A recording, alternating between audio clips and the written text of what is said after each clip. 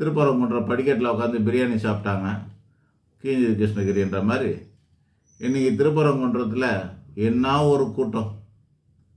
எதுக்கு? ஆர்ப்பாட்டத்துக்கு. 144 போட்டாலும் சரி, கோர்ட்டு வந்து லேட்டாக வந்து ரிலீஸ் பண்ணாங்க. 144 எடுத்து விட்டாங்க. எடுத்து விட்டு அரை மணி நேரத்தில் பல்லாயிரக்கணக்கான கூட்டம் திருப்பரங்குன்றத்தில். அவ்வளோ பேர் எங்கே இருந்தாங்கன்னு தெரில.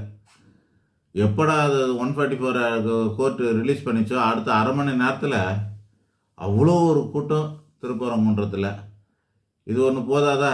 இவங்க முருகர் மூலிமா, முருகரை தொட்டவன் கெட்டது கிடையாது, வளரதான் செய்வான்ற மாதிரி ஆன்மீகத்தை தொட்ட பிஜேபி, இந்துத்துவ கொள்கை உள்ள பிஜேபி, ஆன்மீகத்தை பயன்படுத்தும் பிஜேபி, முக்கியமாக முருகரை பயன்படுத்தும் பிஜேபி நிச்சயமாக 2026 பெரிய ஆட்சி பங்களிப்பை செய்யும். அன்னைக்கு வேல் யாத்திரைக்கு தடை போட்ட எடப்பாடி பழனிசாமிக்கெல்லாம் முருகர் வேறு விதமாக தடை போடுவார். வாழ்க்கைக்கு, அவங்களோட எண்ணங்களுக்கு தடையை போடுவார் முருகர். ஆக மொத்தத்தில் 2026 பிஜேபி ஆன்மீகத்தினால, இந்துத்துவனால, முருகரால் மிகப்பெரிய வளர்ச்சியை காண்பார்கள் என்பதில் யாருக்குமே அந்த சந்தேகமே இருக்க வேண்டியது இருக்காது. முழுக்க முழுக்க ஆன்மீக சார்ந்த பிரச்சாரங்கள் தான் எல்லா கட்சிக்காரங்களும் பண்ண போகிறாங்க.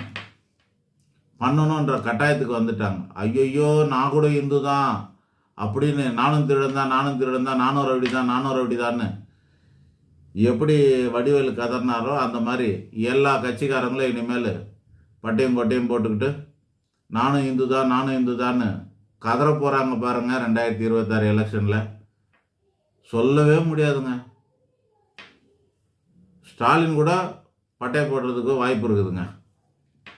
அவர் போடுறாரோ இல்லையோ, உதயநிதி ஸ்டாலின் பட்டையை போடுவார். நான் கிறிஸ்டின்னு வருஷம் கிறிஸ்தவர்கிட்ட போய் பேசுகிறாரு. அப்படியேப்பட்ட உதயநிதி ஸ்டாலின் 2026 நெத்தியில் திருநூறு வைக்காமல் அவரால் எலெக்ஷன் பிரச்சாரத்துக்கு வரவே முடியாது. அந்த அளவுக்கு இந்துத்துவா கை கொடுக்க போகுது பிஜேபிக்கு. முருகர் அந்த அளவுக்கு எல்லாரும் ஆட்டி படைக்க போகிறாரு. முருகரோட அருட்கருணையால் 2026 ஆட்சி இந்துத்துவ ஆட்சியாக மலரும். பரிபூர்ணமான இந்துத்துவ ஆட்சியாக இல்லாமல் போனாலும் பங்களிப்பு ஆட்சியாக வச்சு இருக்கும். அதில் சந்தேகமே இல்லை. நன்றி, வணக்கம்.